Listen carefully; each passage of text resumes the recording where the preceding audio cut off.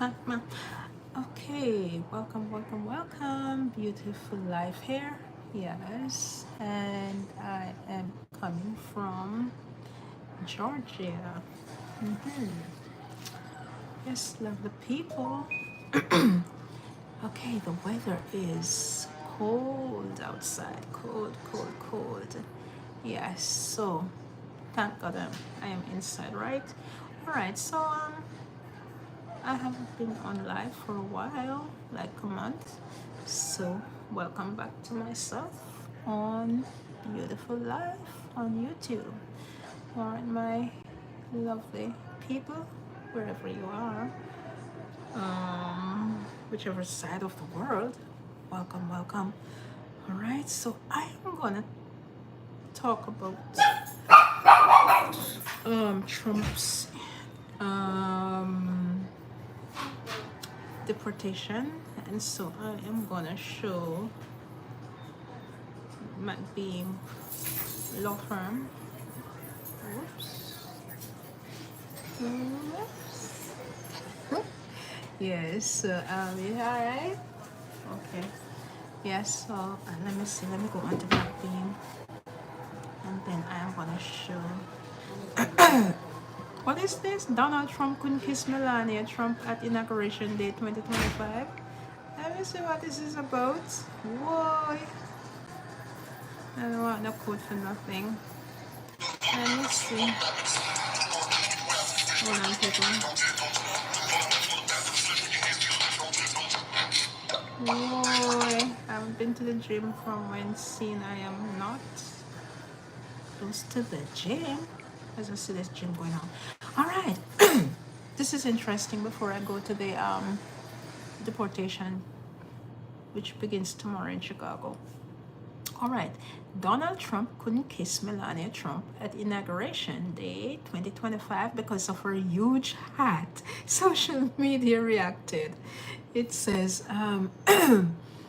Melania Trump's outfit always get people's attention. And with the world watching on Donald Trump's inauguration today, Melania, who is the first lady again with her husband, being sworn in as the 47th president of the United States, her fashion attire had the internet talking. Again, Melania Trump's hat. Yeah, when I saw it, I was saying, is that Melania? I was wondering if I was seeing right, because this broad hat, you can't get under it. Let me see. Let's read more. Let's read more. Wow, people, you can go and check it out for yourself. That hat, it's gonna be the talk of the town. Melania Trump's, let's see, come on. All right, I'm waiting for it to come up. Oh my God, Melania Trump, the hat, that hat. I guess she didn't want nobody to see her face, right? Wow. Well, she's in the house a second time. The first time she didn't want to go in. She had to set her child in school before she could move into the White House. So let's see how quickly she's gonna move in the White House this time. All right. And it says Melania Trump's outfits always get people's attention. And with the world watching on during Donald Trump's inauguration today, Melania, who is the first lady again with her husband, been sworn in as the 47th president of the United States. Her fashion attire had the internet talking. Melania Trump's hat specifically did. People, where are you? Where are you?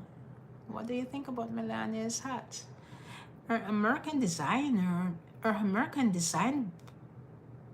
boater hat had a brim so large that it even created a barrier for Donald Trump when he went in for a kiss before his presidential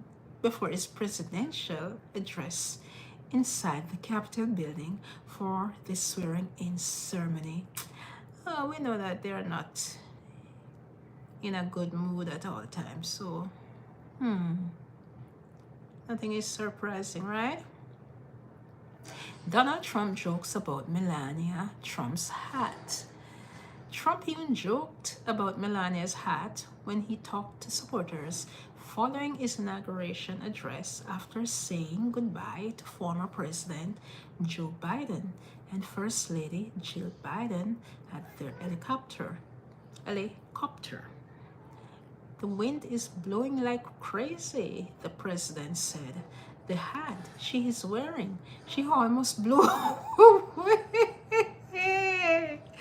This is why I have to follow him. He's full of jokes. We almost lost our first lady. She was being elevated off the ground. She almost blew away. No, no, a great first lady. Beautiful and a great first lady. Wow. We put it there, huh? Thanks. Great first lady. Great first lady hat is so big she almost blown away. Oh my god. Here's the moment Melania Trump arrived inside the rotunda at the Capitol. Melania Trump arrives for Inauguration Day. Here is the moment. Melania Trump arrived inside the rotunda at the Capitol. The incoming First Lady Melania Trump made her way to Capitol Hill wearing a navy blue outfit with a matching hat for the inauguration of her husband, President-elect Trump. Adam Leaps designed the ensemble while Eric Jaffitz designed the hat. Both are American designers. People, go check it out. Melania Trump hat outfit reactions. Of course, there were jokes to the brimming hat that made it difficult for Donald Trump to kiss his wife. Instead, Donald Trump settled for an air kiss. Wow. Oh my god, that's the biggest joke in town right now. Oh no, it makes sense. Melania wore the hat as a barrier to Trump's lips. Yeah, because they're not, that's why she didn't want him to kiss her. She didn't want his kiss at all. Got it. She didn't want no kiss from Donald Trump. Trump tried to kiss Melania as he entered the inaugural hall, but he couldn't reach her with that brim serving as bumper. The air kiss says it all. And now respects her hat. I guess most women gonna get this hat right now, right? Somebody say, Lee says, I was wondering why Melania was wearing a hat indoors, but Trump just went to kiss her and the hat blocked him. Boy, people, what a fun. Yes, God. Trump leans in to kiss Melania's cheek. Do not knock my hat off. Every woman, everywhere. It's fun. Others, meanwhile, absolutely loved Melania Trump's outfit and hat for Inauguration Day. Looks so stunning and classy in her tailored outfit and custom-made hat as she walks with President Trump. Yes, people, go check it out. Go check it out.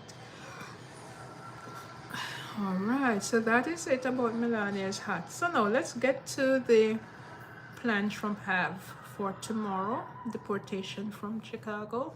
And it's gonna last for a week, they said. Let's get to it. Mighty God, you can't even see Melania eyes. My God, so she don't want to see Trump. She don't want to see him none at all. Melania don't want to see Trump. She cover all her eyes. Mighty God. And if she don't want to see him, so why should we want to see him? Right? Why should we want to see Trump if Melania's wife doesn't want to see him? No, sir. All right, now let me go see if we can find the next topic. Let's go to the next topic. Yeah. Let's see, McBeam, immigration law. Go check it out. All right, so I'm gonna play her. It's breaking. Trump's deportation plan to start Tuesday in Chicago. So let's hear.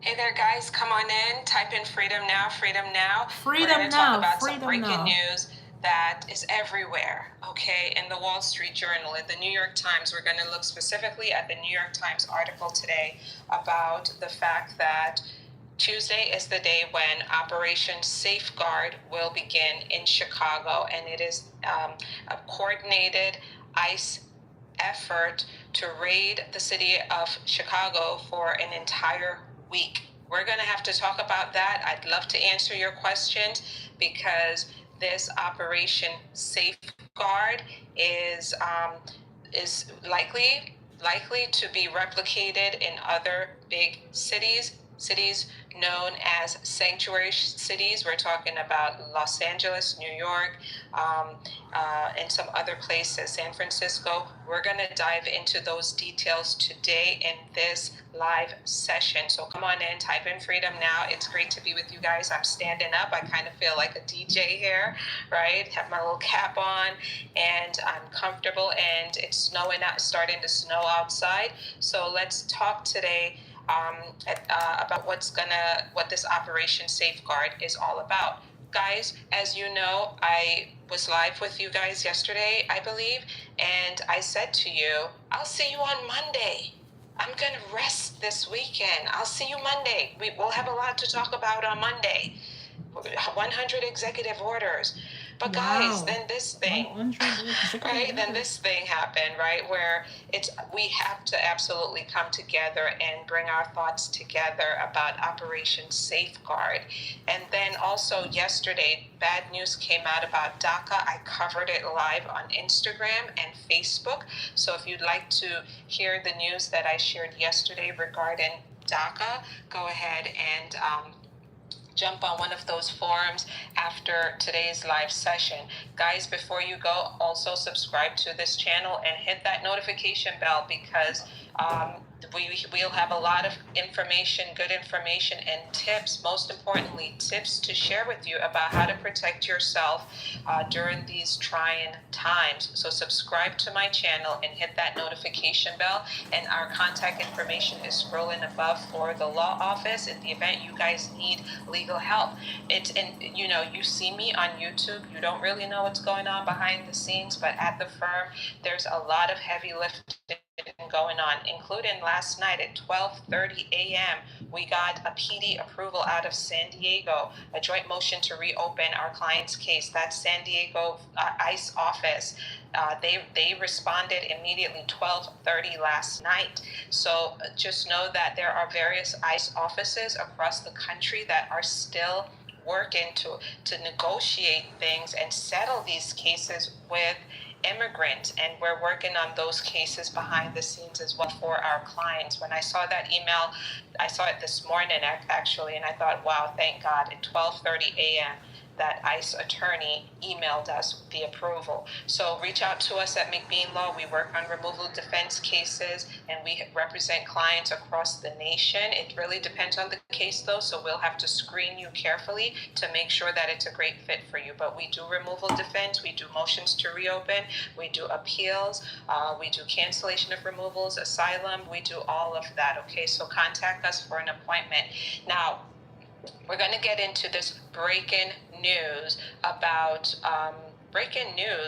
the fact that Trump's deportation plan is set to begin next Tuesday. This is the Wall Street Journal here. It says that Chicago will be an early target with as many as 200 officers being sent to carry out the operation.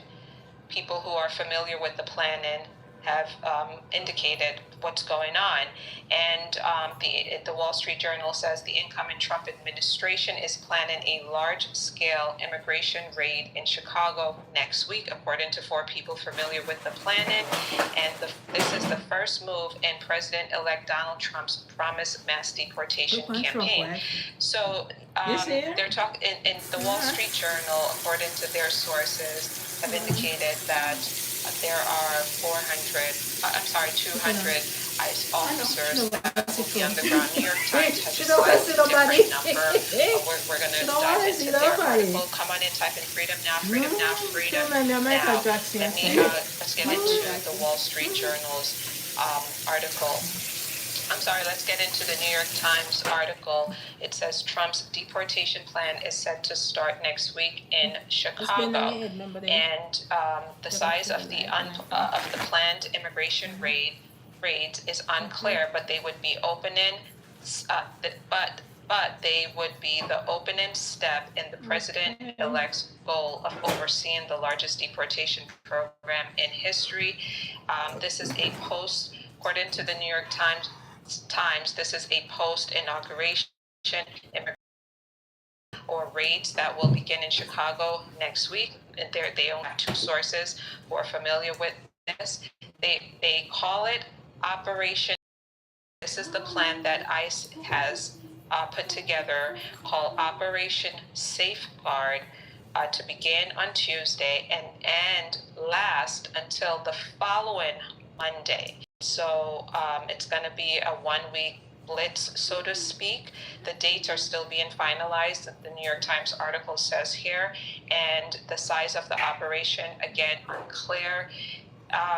ICE routinely conducts these raids throughout the United States. Hundreds of agents were asked to volunteer and participate in the post-inauguration operation, targeting immigrants in the United States illegally. ICE is planning on sending roughly 150 agents to Chicago for the raid. So that's what New York Times is talking about here. I can't obviously read the entire article, but so you could certainly go and read that for yourself. But if you're thinking, well, okay, they're gonna send at least.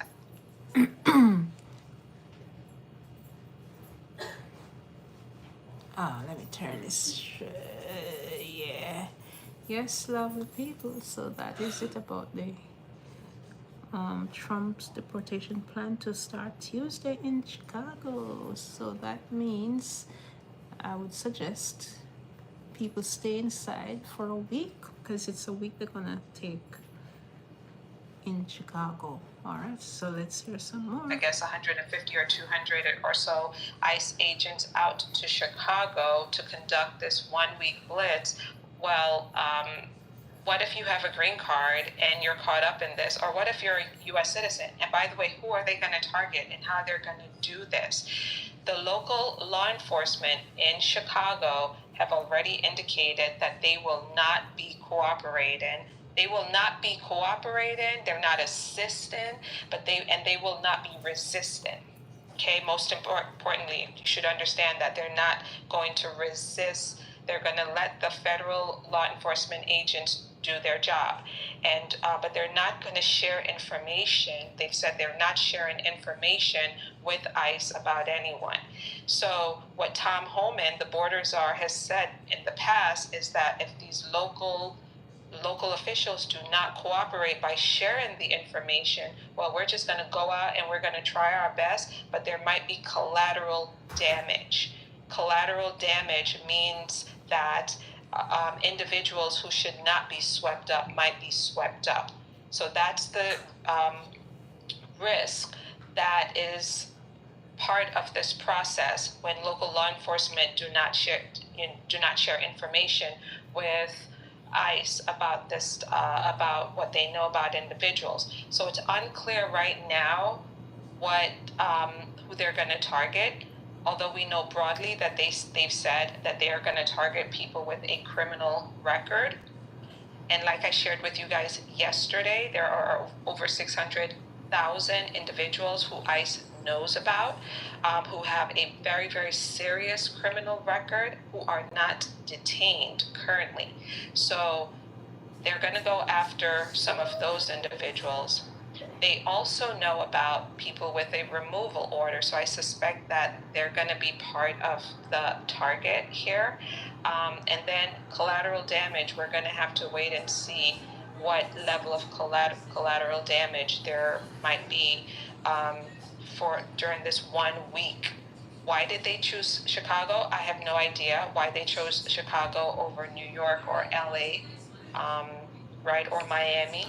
Miami was considered ground zero at one point, so was Chicago for deportation. We've talked a little bit about that in the past, but they've chosen Chicago, and it's a coordinated effort, and it's a post-inauguration campaign. So this is the first big one.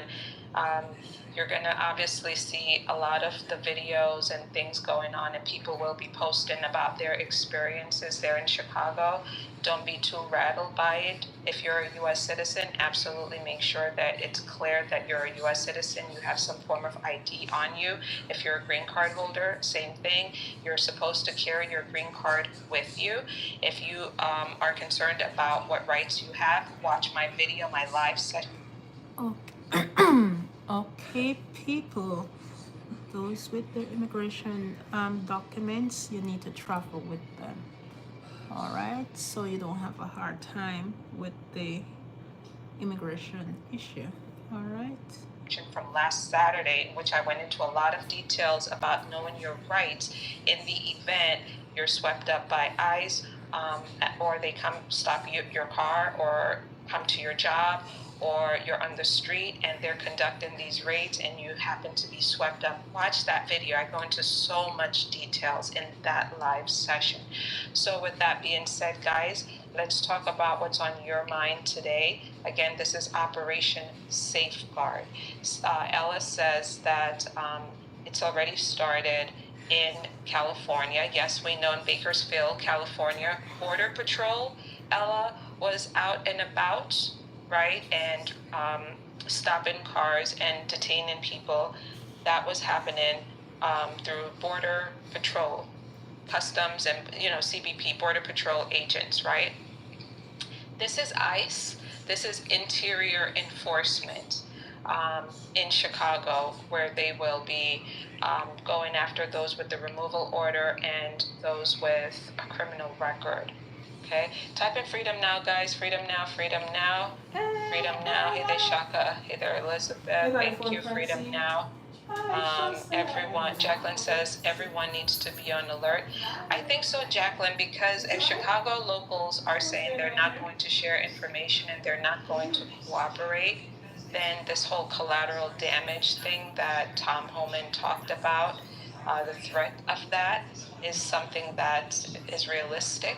So people should be aware that if that they need to be able to identify themselves if they are a U.S. citizen or a green card holder. Okay. Okay, so King is asking, will the ICE officers, and if I answer your question, give me some thumbs up and then type in freedom now and just say even thank you.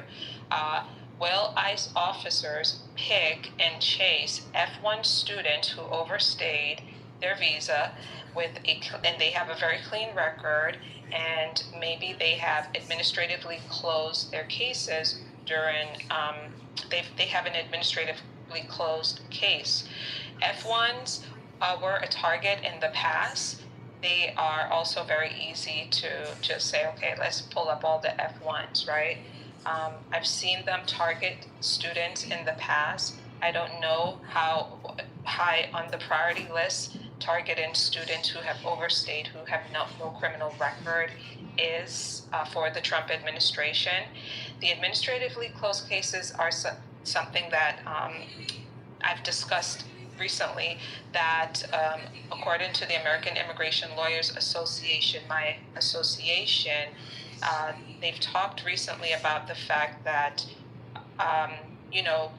during the first Trump years, they did make attempts to recalendar cases that were administratively closed in removal proceedings. And they're predicting that that will happen again. So it's really one of those wait and see situations, okay, with the administratively closed cases. Thank you for that. Thank you for being here, Khalid from Pennsylvania. Thank you. Let's see. And so with regard to how you should plead, I see a question here about whether you should plead this or plead that. Any Okay, people, this is Matt Beam Immigration TV.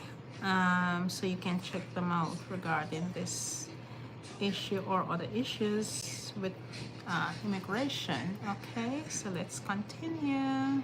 plea deals that you're going through right now in a criminal matter, it's really, really critical that your criminal lawyer consult with an immigration lawyer for the immigration lawyer to do an analysis and advise that criminal lawyer Thanks about for the the thumbs up. consequences, Thank the you. immigration consequences, and the type of plea that you really should make. So that is a lawyer to lawyer thing. It's annoying because, oh my God, you'll have two lawyers that you'll have to pay. Sometimes it happens that way. In a criminal case, when immigration is going to be so aggressive as what we're going to face starting next week, absolutely have an immigration lawyer work with that criminal lawyer during that plea process, okay? Thank you. Freedom Now. I see Tucson, Arizona is in the house. Thank you so much. Katie, thank you for your positive vibes. I believe God will make a way for his children. I believe that too.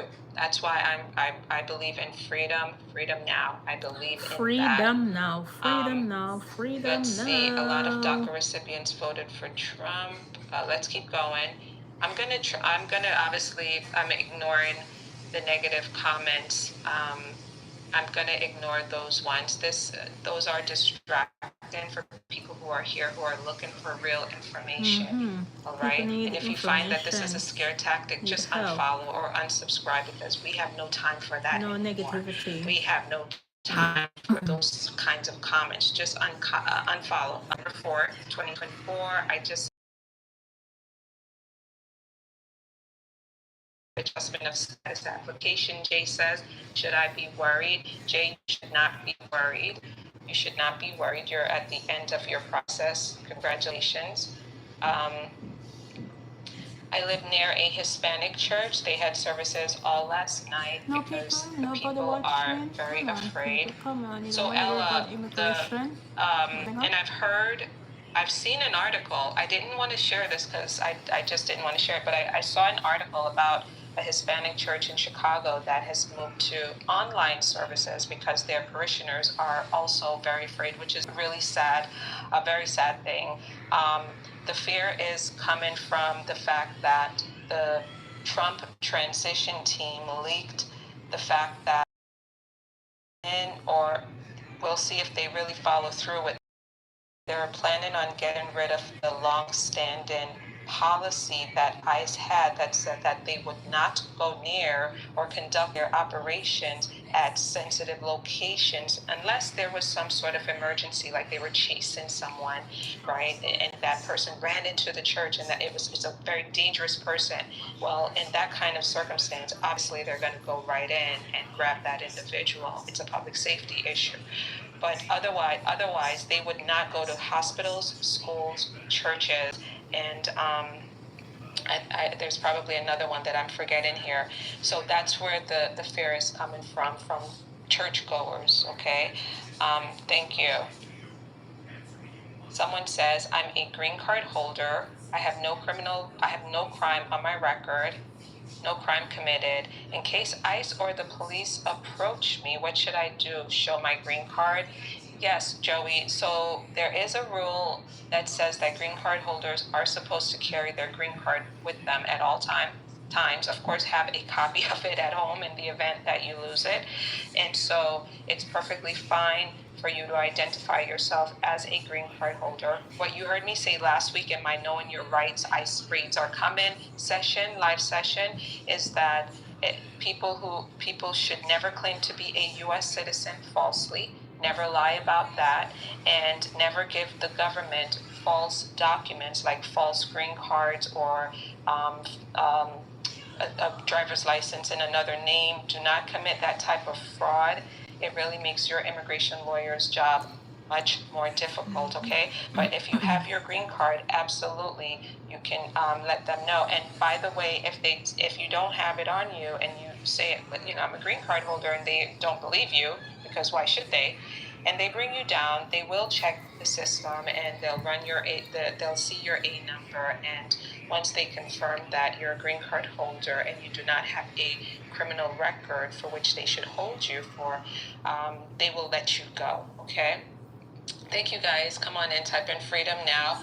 Operation Safeguard is starting on Tuesday, as being reported by the Wall Street Journal and the New York Times article that I just read for you. And so they're trying to get ICE volunteers from other places, other offices, to come to Chicago and be part of a 1-week blitz in the city of Chicago starting on Tuesday. So as of tomorrow, they will be in Chicago 1 week, scraping up all the illegals. So how long they gonna take to send them back to their former countries? Interesting. Now let's keep going. Let's go. Freedom now, freedom now. Someone says, when you are captured, what are you going to say? First of all, you have the right to remain silent. So exercise that Fourth Amendment right to remain silent. Hear that, people? If you're in a situation like that in Chicago or anywhere else, remain silent. You have the right to remain silent, okay? And do not sign anything that they give you if they bring you down to their field. And do not sign anything they give you to sign. All right? Listen carefully. Office. Do not sign anything until you see an attorney, or you have a family member contacts an attorney who can come there and establish that attorney-client relationship with you, and then the attorney can help to facilitate some things, okay? Remain silent. You also do not have to consent to being searched. If they say that they'd like to, search you, you could get on the record that I don't want to be searched. They will probably still do it anyway. But it's very important that you say no. Other than that, do not resist physically, do not run away, or anything like that. I know there's a lot of information circulating on TikTok about running away or hiding. Do not take off in your car. Don't do anything like that, okay? Are you going to say that you want to plea, or will they give you a court date? So again, don't agree to anything. Don't agree to anything until you get legal help. So here's how it works. For some people, when ICE picks them up and they are detained, they already have a removal order. And if they already have a removal or deportation order, then they could be deported very, very quickly, which is why it's so important that you have the ability to connect with an attorney that can come and help you locally with your detention, okay? Now, and we don't take detainee cases because we don't have that kind of capacity to be on the ground in Florida, to be on the ground in Chicago, to be on the ground in California, to go to different detention centers. No.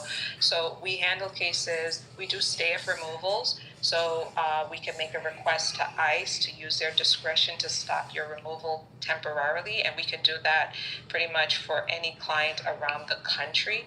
But as far as going into that detention center, we don't have that capability with our small staff, right? We're not a big firm. So they can deport you quickly. So know who your attorney is and how to get a hold of that person to file a stay of removal. If you do not have a removal order, you will be issued a notice to appear in immigration court, and they are formally at that point placing you in removal proceedings. And that's a lengthy process. You have the right to see the judge. And the judge will set a first hearing and then a second hearing, which is usually the final hearing to decide your case. You may have more hearings if you ask for an adjournment or postponement So where are they gonna put these of the people? hearing. Detention center, if I mean it's gonna take a while to get through with the process. So is there enough detention centers? That's the question. Because of various reasons. So it can be dragged out a little bit, right? Even over the course of years. So in the removal system process, you can file an application with the immigration judge for relief, for why you should remain here. Is it asylum? Is it adjustment of status? What is it exactly you're asking? What is your relief? And or is it cancellation of removal? And the judge will make the decision. After the judge makes the decision, you have the right to appeal that decision within 30 days if it's a removal order or a voluntary departure that was agreed to. And then that case, your appeal will be pending for some time and a decision will be made with respect to the appeal. You even have, after that, there are some things that you can do after that, and we do all of this. Okay, so it really depends. Some people won't have a fast removal. Others will have a fast removal. For some people, I saw the last part of your question about bail or bond, as they call it in immigration world. A request can be made to ICE. It depends on the case. Some bond requests, they go to ICE. Others go to the immigration judge for consideration. And yesterday I covered in my live session the things that ICE will be considering when they're looking at your bond request. I might do a video on that because it's kind of, that information was so good, but it was buried deep into yesterday's live session. I might do a standalone, and if I do, watch it. I have another video out there about how removal works. Watch that video as well. It came out, I think, in December or November, and it walked the whole process. Okay? Great questions. Thank you. Freedom Now. Thank you. Freedom Now. Peace and love to everyone. Thank you for that. Chicago's, yeah, I see you guys are here in the house. Chicago is in the house. So you heard what I had to say earlier. And then Natasha, I completely agree with you. Do not be in fear. Just educate yourself. But unfortunately, Natasha, it's very easy for us to say do not fear. It's another thing entirely to be in the shoes of the individuals who are facing what they're facing. So we pray against that fear, of course. Perfect love casts out all fears, right? And I believe in that. And I stand on the side of freedom and not fear. But you have to recognize that people need information, okay? That's what this is all about, giving the information. All right, thank you. So now, let's keep going. And I thank you, Brenda, for this reminder as well. Perfect love does cast out all fear, okay? You guys keep that in mind. And get the information that you need. And if you're in a situation where you need to understand your rights, watch last week's live session on ICE raids are coming. What are your rights? How to protect yourself from deportation. Do you think green card holders are at risk? Green card holders are not at risk, generally speaking, unless they have a criminal record, a very serious one that could get them deported. And we've worked with people like that continuously. So yes, it's only if you have a very serious criminal record you will be at risk. Thank you guys. Freedom Now. Come on, type in Freedom Now as I take a little sip of my water here. Freedom Now, Freedom Now. Someone says that I want to stay positive and believe it won't be a bad process. All right, that's great. Hey there, Juan. Good to see you. Hey there, Marilyn. Thank you for being here for the first time on today's live session. I wasn't supposed to be with you today. I was supposed to be with you on Monday. But, Marilyn, I'm trying to be flexible as well and responsive to you guys, because as you're seeing the Wall Street Journal, you're seeing New York Times, you're seeing all these people on TikTok talking about Operation Safeguard that will start in Chicago on Tuesday. I had to talk with you and connect with you and answer your questions, all right? And let's see, thank you. Let's keep going. Thank you, Freedom Now. Let's see if I could get down to some questions. Let's see.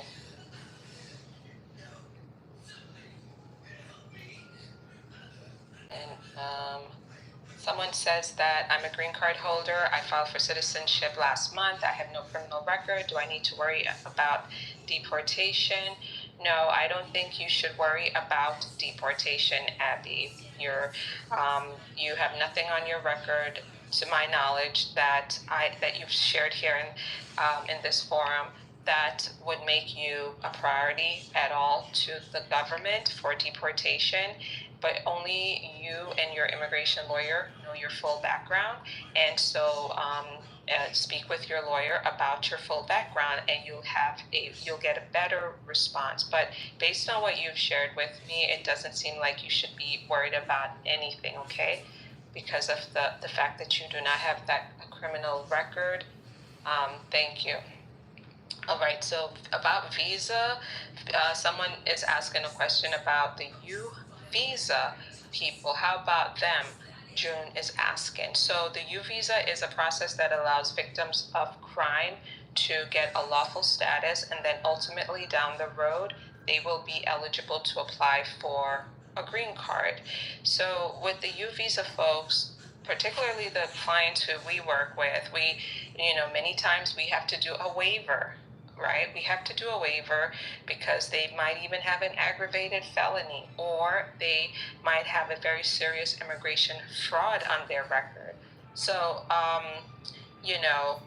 the U visa victims, Project 2025 obviously is looking at cutting back on these humanitarian opportunities like the U visa. So we'll have to see next week whether any proposals are there that would target some of these humanitarian pathways like the U visa or the T visa or even VAWA, which, by the way, Congress has to make a move legislatively regarding those, okay? Congress will need to make a move legislatively regarding those types of humanitarian programs. My thinking is this, that from a public policy standpoint, it's harder to attack victims, right? Particularly if you've cooperated with law enforcement, which the U visa requires that cooperation. So it's very hard for legislators to do something that's really targeting or to harm victims. We're going through a different time right now, right? So there could be legislation that's introduced to amend, of course, the U visa or the T or VAWA, but to get rid of them, no, I don't see them ultimately getting rid of them. What I see that they could potentially do, June, is they could potentially restrict the work authorization, right? They could, by policy, say, you guys don't need to have a work permit. We're going to restrict work permit opportunities, which is what the Project 2025 calls for as well, okay? But let's see on Monday. If you follow me on social media, guys, you would have seen last night in my stories on Instagram and Facebook, I shared a list of possibilities for Monday that an expert who I follow tweeted a couple of days ago. And so it's his list, which I agreed with. And so that's why I've shared it with you in my stories. Go check out my stories on Instagram and Facebook to see that expert had to say, which I agreed with. Otherwise, I would never have shared it with you. All right, let's keep going, guys. Freedom now, freedom now, freedom now. What if you have, David says, what if you have an appeal pending? If you have an appeal pending, you have a right, David, for to stay here in the United States and wait for that process to be wrapped up. I'm not sure what kind of appeal you are referring to there, but just know that you have that right, okay?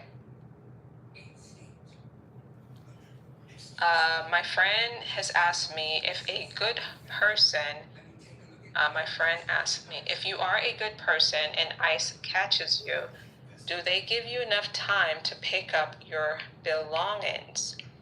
Sunny is asking. Sunny, I've never actually heard of them doing that. No, I have not heard that you can then go home and pick things up. Let's see, hold on a second. Something else is coming to mind, but no, I generally speaking, this is just generally speaking, okay? Generally speaking, you go down to their detention center. That's how it goes. And then if they release you after they take you through some procedural stuff, then they release you and you go home. For some people, they're going to go home the same day, okay? They don't hold everyone for very long. Some people, they have to do a mandatory detention because of their criminal record. But for other people, particularly if you have other responsibilities like children and a sick parent, elderly parent at home, and you don't have a dangerous background, they will let you go. They only have 42,000 beds, by the way, guys, which I shared yesterday. This is nationwide, okay? Nationwide. So, yeah, you guys do. I was wondering where they're gonna put all those people. Not many beds, so where they're gonna sleep on the floor? Where they're gonna put all those thousands of people? The math on that one. Where are they going to place everyone? I'm curious to know how many people they're targeting in Chicago next week too. Again, because they are limited with their capacity, beds and such. What about people who have done the parole in place and they've done biometrics in Chicago? What about those people? So I don't think that you're at risk. Those people are at risk, Mari.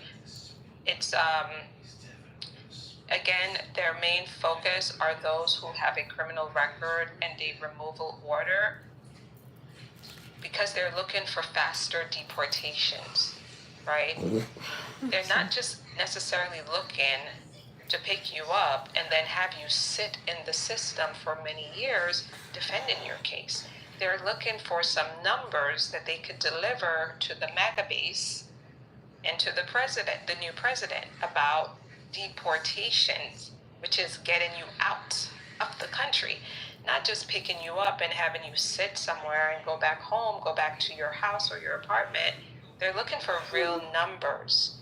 And so for the parole in place folks, and anyone else who's ever applied for anything with immigration yet you hadn't gotten through, yet you don't have status, it's harder to sift through so many of you, millions, and try to figure out who's who.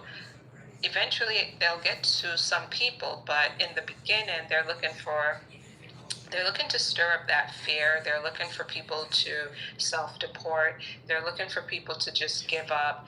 They want people on the outside of the U.S. to know it's tough. Things have changed. It's different now in America. Don't even think about coming here. Like, that's the message that they're sending, right? All right, thank you.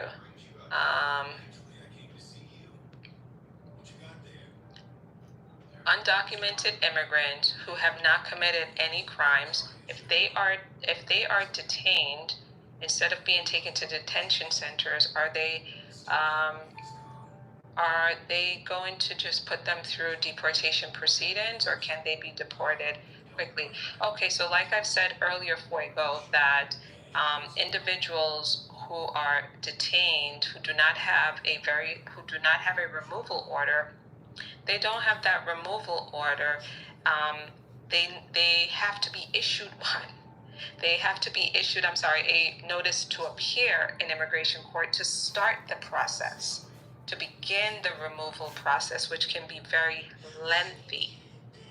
Okay, but for some other people who have multiple illegal entries or multiple removals, expedited removals, when you tried to come in and it didn't work and they sent you back home right away, then you tried again, then it didn't work and they sent you back, those individuals will have a fast deportation, very fast deportation.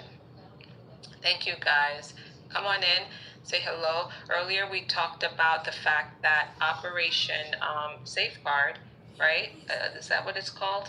I've since lost track of that. So the ICE is planning a coordinated raid in Chicago starting next Tuesday. Yeah, Operation Safeguard starting Tuesday. New York Times and the Wall Street Journal are reporting, and it's going to be a 1-week blitz with maybe up to 200 or so ICE agents. They're seeking volunteer agents to come on in and help them with that effort. All right. What about the countries? Lee is asking, what about the countries that do not accept you? Right? And this is such a great question because this does happen. Your ICE is trying to deport you. You have a removal order, but your country says, we don't want them back. We don't even know them. We're denying that they're even our citizen. They weren't born here. We don't want them. And that happens. There are a number of countries that say that. So Trump's position recently, his position has been, there will be financial consequences to countries that refuses to take back their people. So we'll see how that's executed.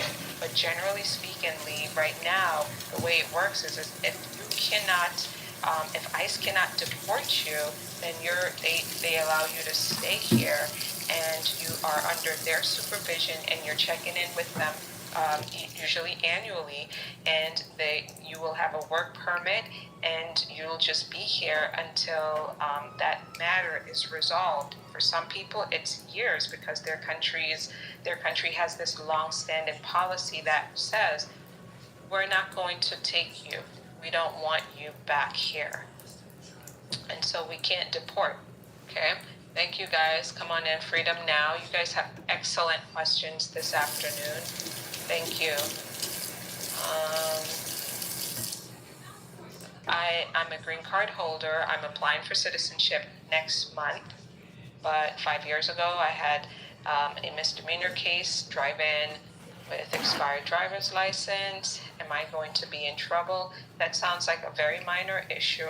Okay, very minor issue, but Jacqueline, you could speak with an immigration lawyer to sum up your entire background before you apply for citizenship, but it doesn't sound like, to me, like it's going to be a big deal that could hinder your citizenship process, but speak with a lawyer about that before you apply, okay?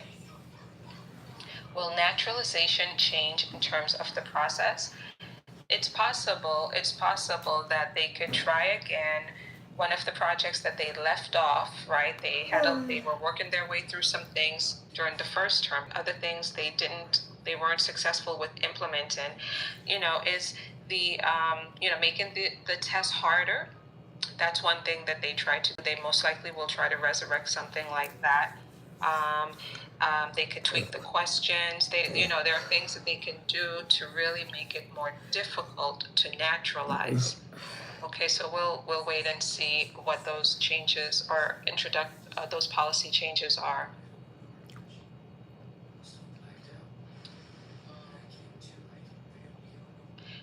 For asylum seekers that have been waiting for a hearing since 2017, what are their chances during this new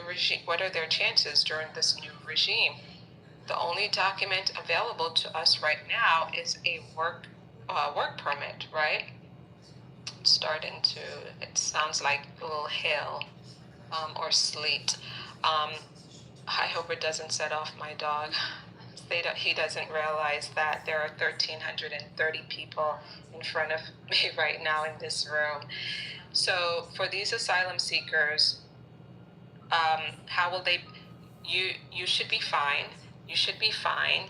I don't know whether they're going to try to make what the first term they turned asylum the process upside down, and it was a weird process that our system is still trying to recover from, in which some people All who had right. applied years prior were Okay, people, thank you for watching. We'll follow this up another time, probably tomorrow.